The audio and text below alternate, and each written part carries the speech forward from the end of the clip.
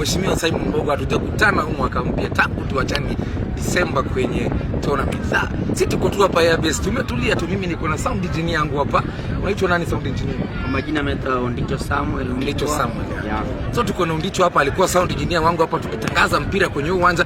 Na uwanja kabla tuingie kwenye tournament mheshimiwa, uwanja ulikuwa uko bumpy, kulikuwa na sewage pass ndani, lakini courtesy of the tournament ulikuja ukalevelize uwanja, na hapa unaangalia timu nyingi zina train.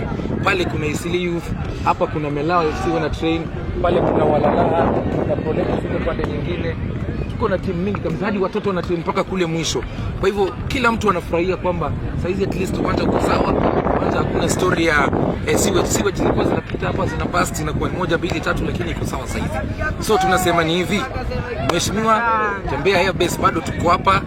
Sisi ni watu wako, tumesimama pamoja na wewe na vijana wote ambao wako hapa, wale wako na ideas. Wanasema kama mtu aliwatengenezea uwanja, mtu ambaye aliwaudia uwanja wanaweza train saizi, aliwaachia jerseys, aliwaachia kits zote za training kits, akawaachia boots. Wanasema ni nini? Kwani kuna kitu kingine ya kurudisha? Lazima watafanya nini? Warudishe mkono.